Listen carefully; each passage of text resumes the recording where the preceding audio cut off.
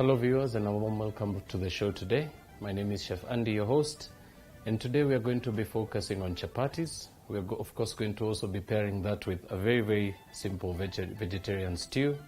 But before I begin this very simple recipe, we'll begin by introducing the ingredients to give you an idea of what to expect.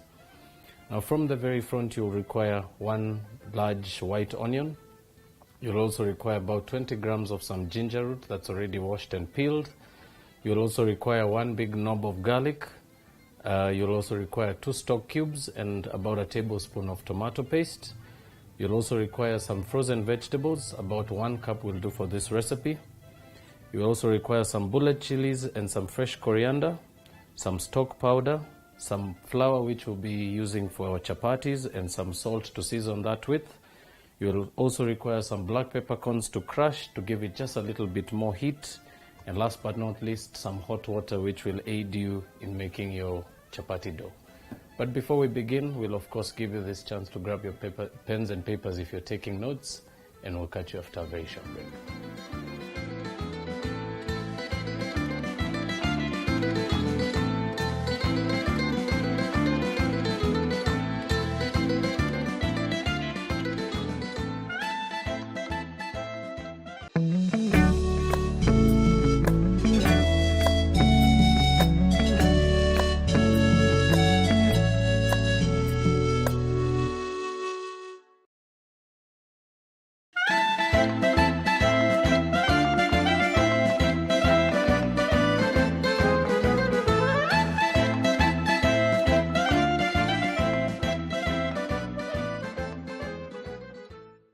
Welcome back viewers. For those of you who just missed out on the introduction, we're going to be working on something very simple today. We're going to be making some chapati, and I'll also be pairing that with some vegetable stew.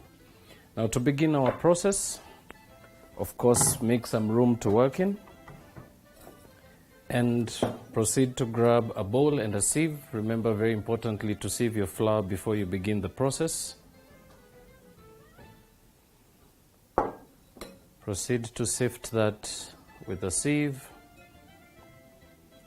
and proceed to discard any of the remaining components.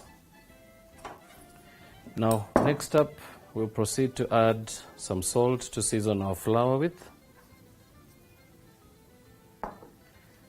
Right, using your fingertips, proceed to work your way through the dough.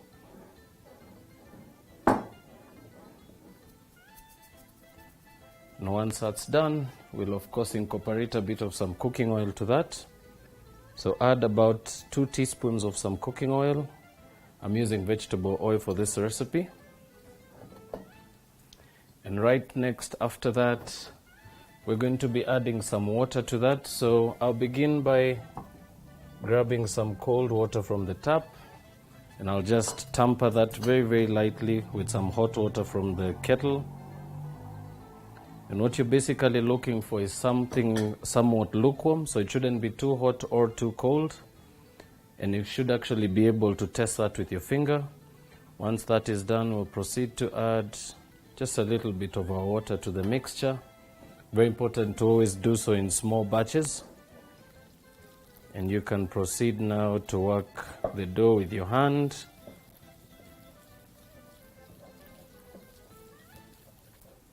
If it is of course sticky at this stage, feel free to dust in a little bit more flour. So also to mention, always have a bit of some flour left over to aid you in working your dough, which means of course for any recipe that will call for about 2 cups, always have about 3 just in case.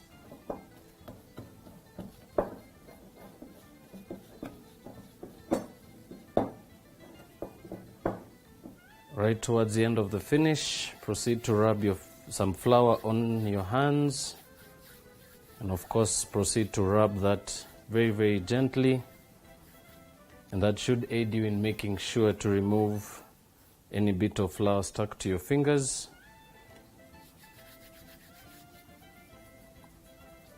And you can proceed to fold that once more. Of course, constantly rubbing your fingers or your hand around the sides of your bowl. Just proceed to reconstitute that into one single ball.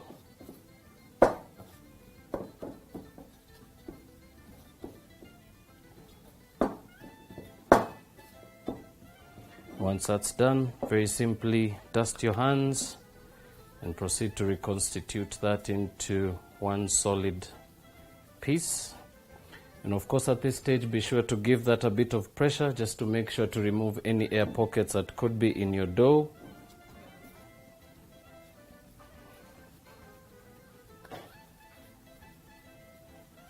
And once that is complete, we'll allow for the fast resting of our dough. So very important to mention, you can alternatively use some cling film to cover that up, or you can also place a damp wet cloth right over your dough, and that will of course aid in making sure that your dough does not dry up in the process. But for this, I'm going to be using some cling film, which is closest to me. And all we're going to do is allow that dough to rest undisturbed right behind the counter, right up until the time we'll begin to use some. Once that's done, you can proceed to grab a chopping board. And of course, very importantly, be sure to clean your hands in the process.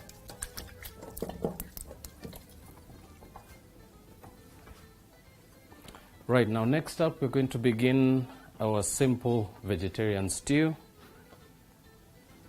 So to start us off, begin by peeling one white onion.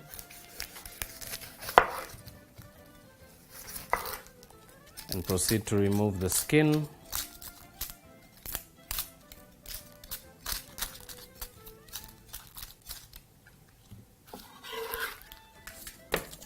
Now next up, proceed to chop that into half, and you can of course reserve one of the half pieces.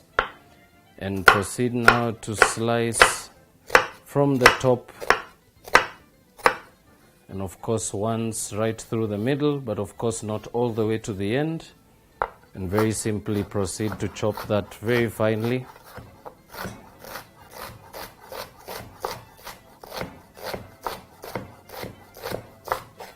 Of course, finish that off by placing that last piece onto your board. That should aid you in chopping that a little easier. Right, once your onions are chopped up, begin by heating up a pot of your choice. I'm going to be using this very old style kind of a pot. This you can be able to find at a regular retail store, or you can also be able to find this at your regular Juakali market. Now these cast iron pots are particularly beautiful. For one, they actually are much heavier towards the base, and what happens with a pot that is actually heavier towards the base, this will always intensify the heat, making it a little easier and making it also a little faster to cook with. Now to that, I'm going to begin the process by drizzling in some cooking oil. And as that heats up, we're also going to incorporate our onions. And all you need to do at this stage is allow that to come to the heat, giving your onions just a bit of time to sweat out.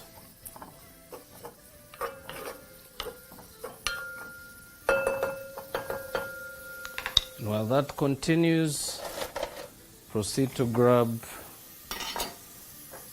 your ginger. And we're going to simply begin by slicing that lengthways as thin as possible.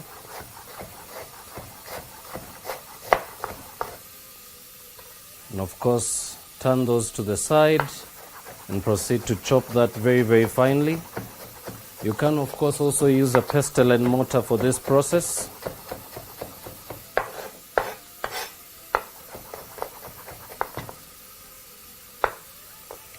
And just to finish that off, a nice quick chop through with a sharp knife will of course aid you in getting a nice, more smaller size to work with.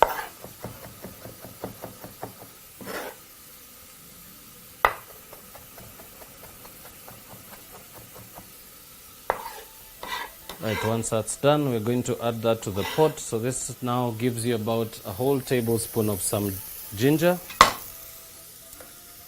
Next up, proceed to grab your garlic. Sorry for that. And we're going to be using about 3 cloves of garlic for this recipe. You can of course reserve the rest. Begin by patting that over your board, and that should aid you in getting out your garlic really quickly. And all you need to do is begin to slice that very thinly.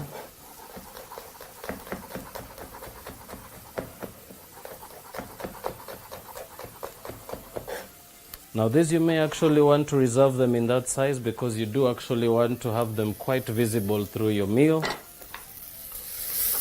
And proceed to mix that through.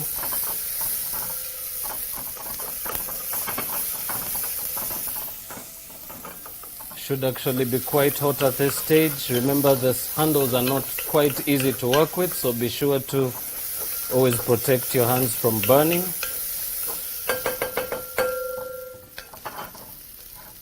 Right. Now as that continues, I'll also proceed to add my tomato paste at this stage.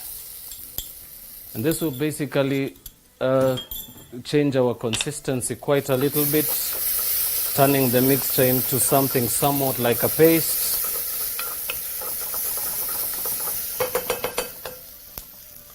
And as that continues, of course, very importantly, you can also add some water as well. And what happens is water always aids in bringing and combining the flavors quite a bit. It also allows for you to steam up your ingredients, allowing such ingredients as your ginger to actually soften a little faster.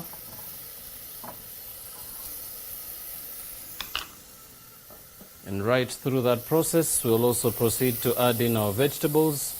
Now these were actually cooked a little earlier, very simple process. We actually just chopped them up and blanched them. You can of course proceed to cool them off and throw them in the refrigerator or even freeze them. That will actually allow for you to be able to use them at a little later stage. And right after adding your water, you will of course begin to make your sauce at this stage. So very important to also make sure that you should actually have quite enough water in there. And if not, you can of course add some at this stage. And remember, because you're making a stew, very important to make sure that your vegetables are not crunchy at that stage. They should actually be just about overcooked to get the beautiful consistency that we're looking for, one that can actually complement a chapati. Now as that continues, proceed to add your chili. So I'll begin by slicing that right through the center. And I'll also proceed to discard the seeds. So very simply, using a sharp knife, proceed to work right through the inner white membrane. Of course, making sure to separate your seeds from the skin of your chili.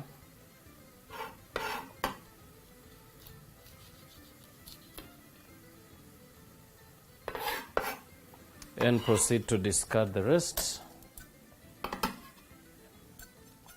Now one particular beautiful thing about bullet chilies, they don't actually carry quite a bit of heat to them, so they actually aid in giving a beautiful spring of red color to your dish.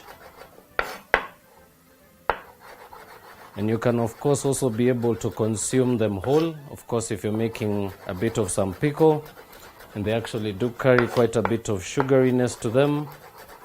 So be also sure to make sure that if you're going to be using some of this, remember they could actually bring a beautiful sweetness to the dish. Right, so in goes our chilies. And all you need to do now is allow that to simmer for anywhere between 5 to 7 minutes. And we're going to proceed to turn that off completely, taking us of course to the next stage. But before we get there, we will of course allow you this chance to take a break.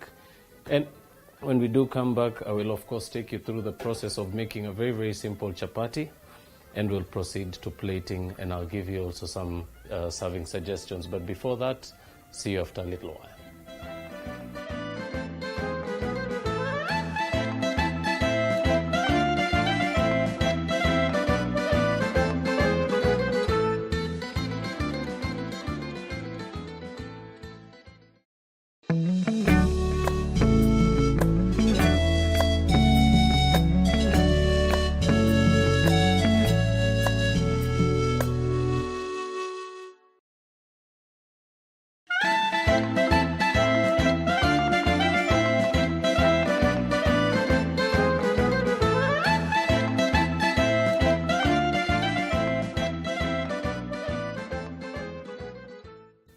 Welcome back, viewers. For those of you who are just tuned in, we've pretty much almost finished one of our dishes, but we are going to start off this next part of the dish very simply by grabbing our dough. Now, as I mentioned, we are going to be making chapatis on the set today, and the dough is now nice and malleable. As you can see, it should actually be a little bit elastic at this stage. And we're going to begin the process by dusting our working area. And very simply work your dough through the flour just to get it to a more workable consistency. And what we're going to do now is we're going to split that 3 ways. And very simply proceed to reconstitute those into the preferred shapes. And of course, working with the aid of your counter always gives you quite a bit of leverage. Remember, it also aids in making sure that you have a nice, more even consistency. But of course, if you do prefer to work on a chopping board, it's also very much allowed. Now, just to finish off that last piece, while of course going around your surface, incorporating that little bit of flour, begin by dusting once more.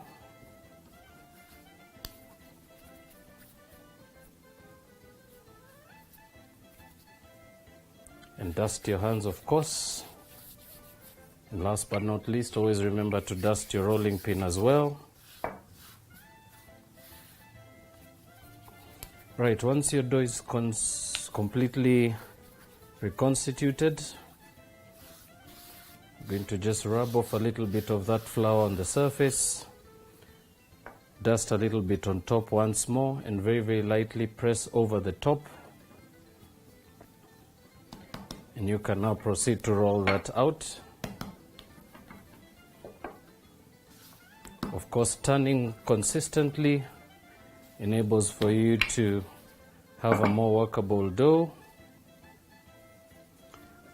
Very important to dust as you go, of course, making sure not to dust too much in one area. Always attempt to dust while going around your surface. And of course, if your dough is still a little sticky, you can rub some over your rolling pin once more and proceed to roll out your chapati.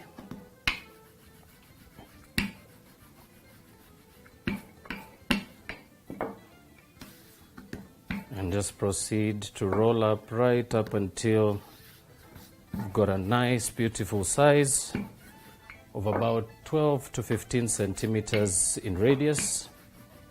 And by radius would basically mean the distance between one end and the other. But of course, very importantly, always make sure to also get a bit of shape to your chapati. And you can easily achieve that by playing with the angles on your rolling pin.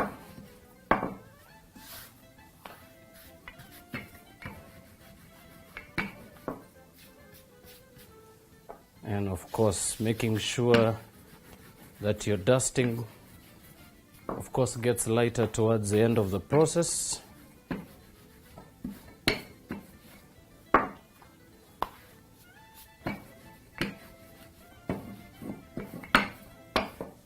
Right, once that's rolled out, begin by heating the pan that you'll be cooking on.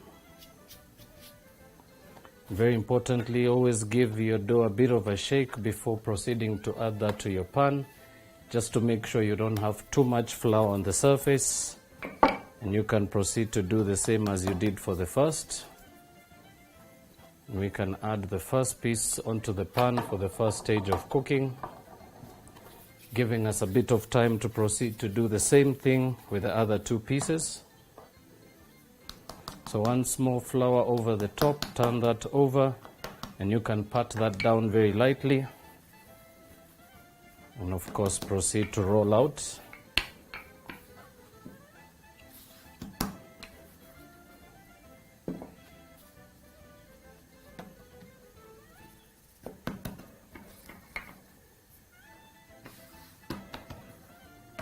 You can also work your dough around the surface, making sure to, of course, scrub as much of the flour on the surface before proceeding to add any bits after that.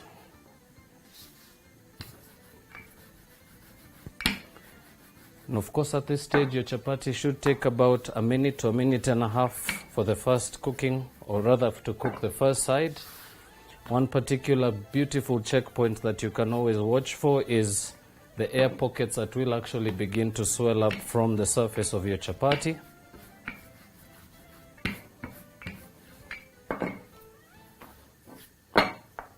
Now proceed to do the same, of course shaking continuously,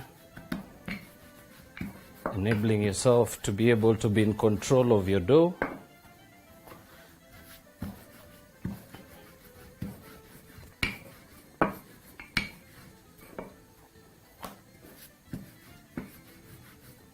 And of course, always make sure that your rolling pin does get to the furthest, or rather to the corners of your dough. This of course enables you to make sure that the sides of your chapati are not actually thicker than the center, and that it will of course also cook more evenly.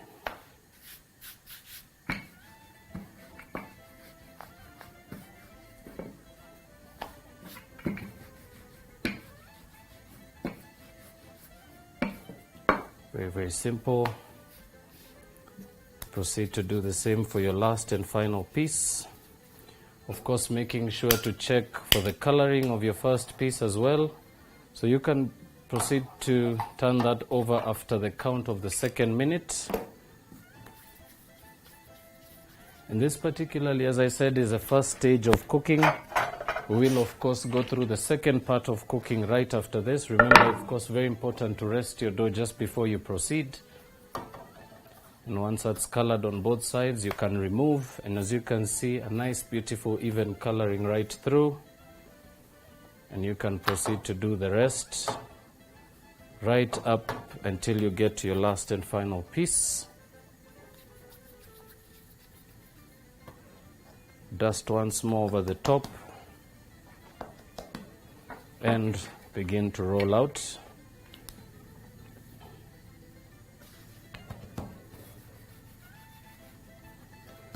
And of course, you'll always notice at the beginning part of your rolling process may actually be a little tougher for the fact that your dough does not have as much flour as it did when you began.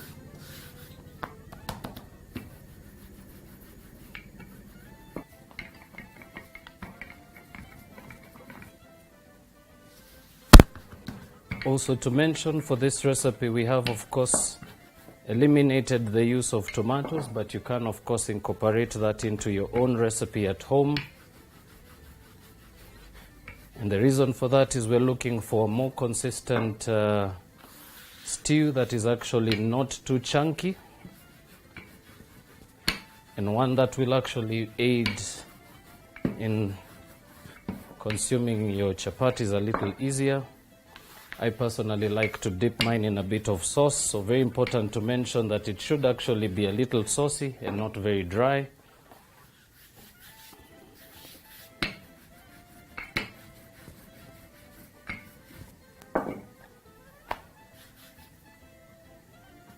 Right, so your first side of cooking is done. Proceed to turn that over. As you can see, a nice beautiful rich color as well. So you can of course be able to go into different steps of coloring your chapati. You can get a more darker color, and you can of course also go a little light. These are particularly two checkpoints, especially when making naan, that you may actually be able to see in the process, or rather even as well as if you can be able to also do a bit of research. And remember, one particular thing to always make sure with your chapati, very, very important to give it a bit of color. That little bit of charring on a dry pan will of course also impact quite a bit of flavor. And last but not least, it actually comes particularly from the sugar that you added to the dough. And you can proceed to do the same for the last and final piece. Of course, bringing you to the last and final part of the first cooking process of your chapatis. So we are going to allow that to cook as we did for the first two. and we are going to take a break as well, giving us a bit of time to clean up. But when we do come back, I will show you how to finish off that very, very simple stew. I'll also show you how to finish off your chapatis very, very simply. And of course, we'll take you to the last and final part of the show, where I'm going to also share some cooking suggestions as well as some variations for this recipe. So please don't touch that dial. We'll be right back.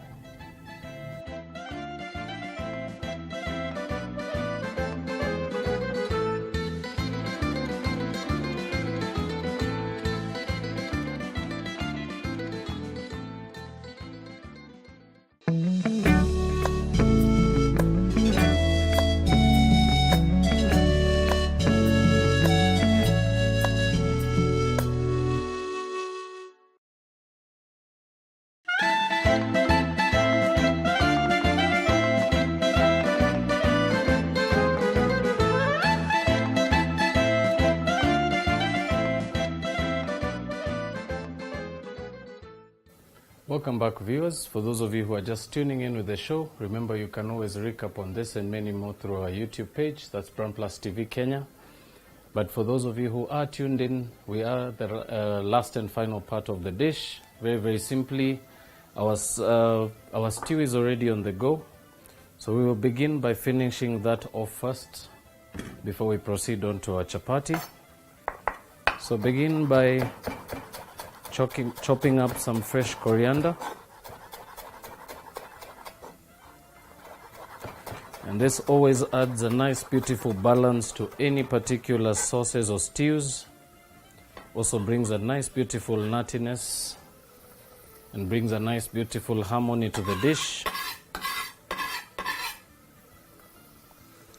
Once that is in, we're also going to be adding about 1 heaped teaspoon of some stock powder, and last but not least, an addition of 1 stock cube.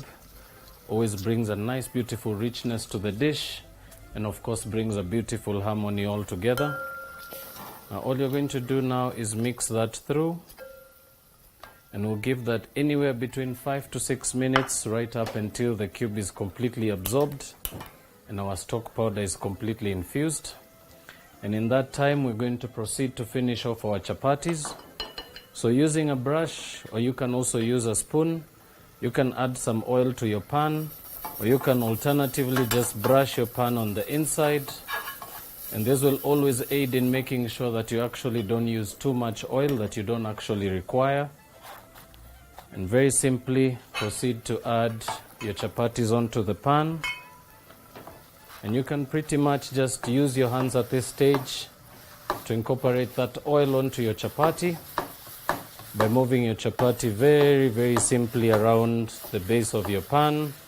And of course, the extra 2 pieces of chapati right on top always aid as well in making sure that you don't actually feel the heat straight from the pan.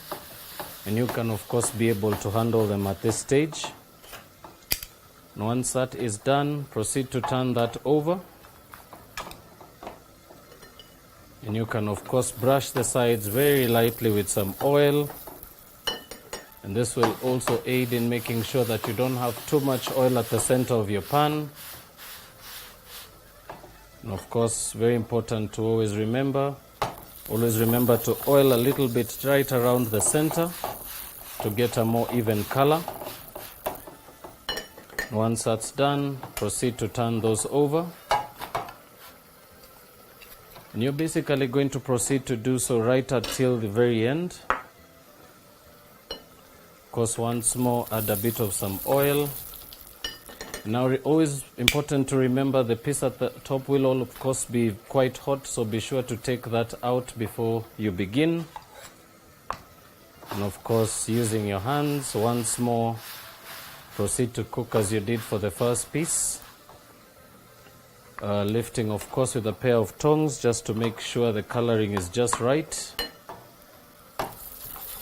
Brush a bit of oil towards the center of your pan. Right after that, you can begin by lifting the piece right on top and turn over the one at the bottom. And just proceed to do the same thing. Your pan will actually begin to heat up quite a bit at this stage, so be sure to work as fast as you possibly can. in order, of course, to save time and aid yourself from burning. You can proceed to turn that over and set that aside. And for the last and final piece, for this one, you can just dump very lightly with a bit of oil over the top. Of course, brushing a bit of oil on the sides as well. And you can turn that over and just simply pour out the rest of the oil. And once more, use your brush to spread out the oil over the surface. At this stage, you can turn your heat off completely and proceed to remove your chapati from the heat. Place it onto a board. Now, very, very simple technique of serving chapati.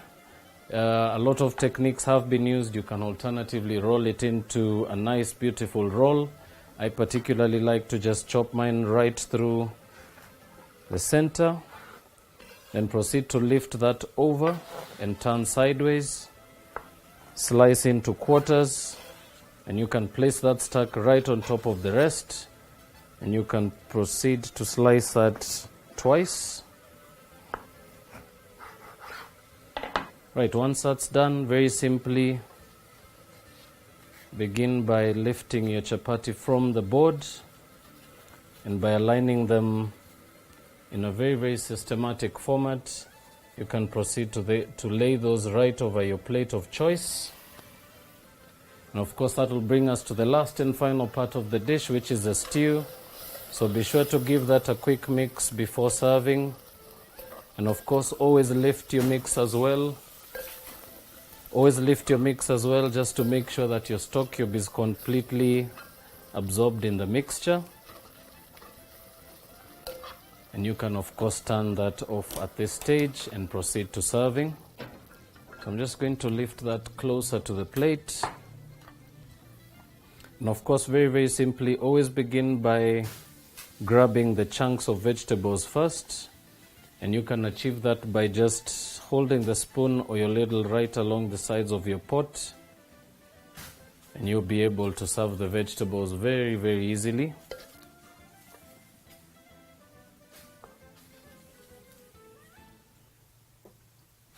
And of course, finish that off by topping that with a bit of the sauce from the base.